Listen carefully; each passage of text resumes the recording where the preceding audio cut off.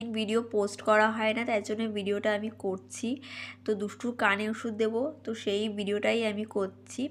তো দেখো ওর কানে ওষুধ দেওয়ার সময় কত কিছু করতে হচ্ছে ওর সাথে, আর ও কানে ওষুধ দেবেই না।